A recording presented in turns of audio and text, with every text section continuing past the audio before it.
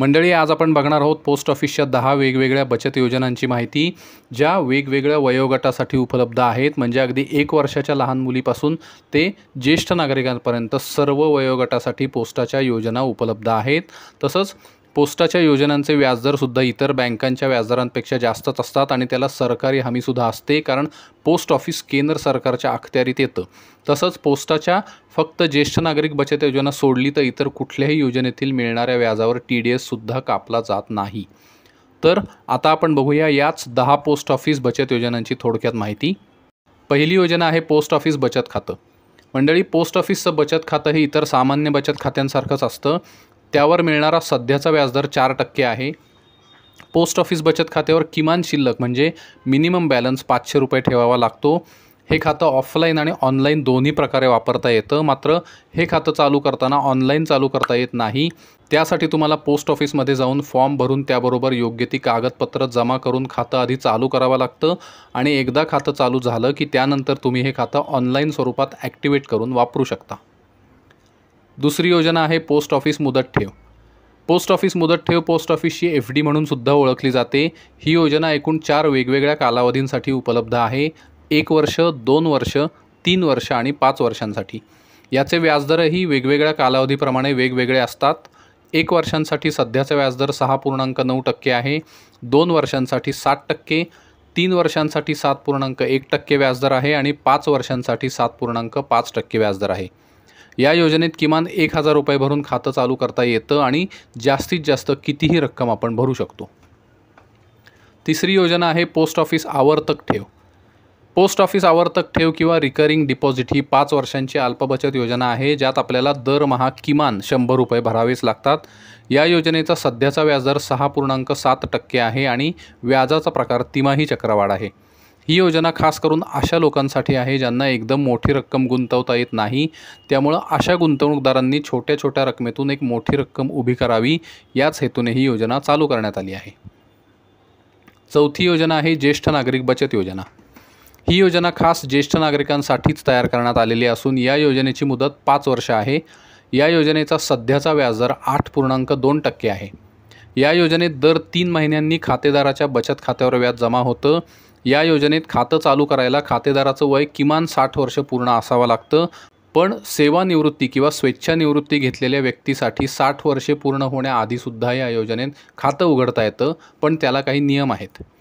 या योजनेत किमान 1000 रुपये आणि जास्तीत जास्त 30 लाख रुपयेपर्यंत एका व्यक्तीच्या नावे गुंतवणूक करता येऊ शकते।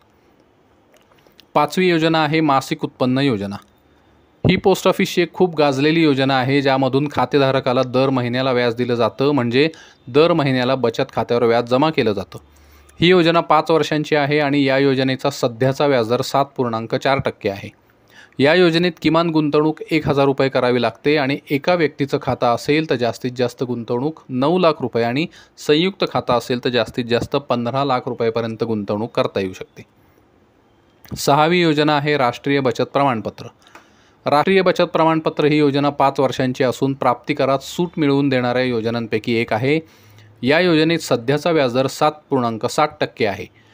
या योजनेत किमान 1000 रुपये आणि जास्तीत जास्त कितीही रकमेची गुंतवणूक आपल्याला करता येते। 7वी योजना आहे public provident fund. Public provident fund किंवा PPF या योजनेचा कालावधी 15 वर्षांचा आहे। यात आपण किमान वार्षिक 500 रुपये आणि जास्तीत जास्त एका वर्षात 1.5 लाख रुपये भरू शकतो। या योजनेचा सध्याचा व्याजदर 7.1% आहे।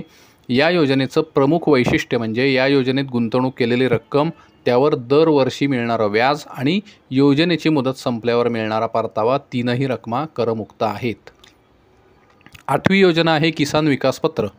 ही पोस्टाची एक चांगली बचत योजना असून पैसे दुप्पट करणारी योजना म्हणून प्रचलित आहे। याचा सध्याचा व्याजदर 7.5% आहे। या योजनेत ठेवीची ठराविक अशी मुदत नसते, तर या योजनेत गुंतवलेली रक्कम दामदुप्पट झाली, म्हणजे जेवढी गुंतवणुकीची रक्कम आहे तेवढीच व्याजाची रक्कम झाली की ठेवीची मुदत संपते।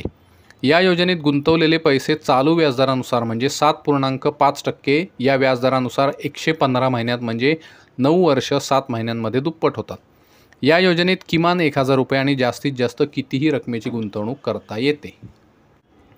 9वी योजना आहे सुकन्या समृद्धी योजना। भारत सरकारने बेटी बचाओ बेटी पढाओ या अभियानाअंतर्गत ही योजना खास मुलींच्या शिक्षणाच्या आणि लग्नाच्या खर्चाची तरतूद करण्यासाठी सादर केली होती। या योजनेचा कालावधी 21 वर्षांचा आहे आणि याचा सध्याचा व्याजदर 8.2% आहे। या योजनेत किमान वार्षिक गुंतवणूक 250 रुपये आणि जास्तीत जास्त वार्षिक गुंतवणूक 1.5 लाख रुपये करता येते। PPF प्रमाणेच या योजनेत सुद्धा गुंतवणूक केलेली रक्कम, त्यावर दरवर्षी मिळणारं व्याज आणि योजनेची मुदत संपल्यावर मिळणारा परतावा तीनही रकमा करमुक्त आहेत। 10वी योजना आहे महिला सन्मान बचत प्रमाणपत्र। भारत सरकारने खास महिलांसाठी ही योजना 1 एप्रिल 2023 पासून सुरू केलेली आहे।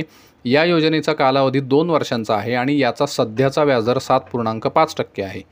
या योजनेत किमान 1000 रुपये आणि जास्तीत जास्त 2 लाख रुपये गुंतवणूक करता येते। आपण स्वतः महिला असाल किंवा आपल्या घरात कोणी महिला असतील तर आपण त्यांच्या नावावर या योजनेत गुंतवणूक करू शकता। मात्र या योजनेत गुंतवणूक करण्याची शेवटची मुदत 31 मार्च 2025 आहे। त्यानंतर कदाचित या योजनेत गुंतवणूक करता येणार नाही, कारण ही योजना गुंतवणुकीसाठी बंद होऊ शकते। मात्र त्याला एक्सटेन्शन म्हणजे मुदतवाढसुद्धा मिळू शकते। तर मंडळी, ही होती पोस्ट ऑफिसच्या 10 बचत योजनांची माहिती। पोस्ट ऑफिस बचत योजना या जास्त परताव्यासाठी ओळखल्या जातात। तसंच पोस्ट ऑफिसच्या योजना भारत सरकारतर्फे चालवल्या जातात, त्यामुळे गुंतवणुकीच्या बाबतीत सुद्धा सुरक्षिततेची हमी मिळू शकते।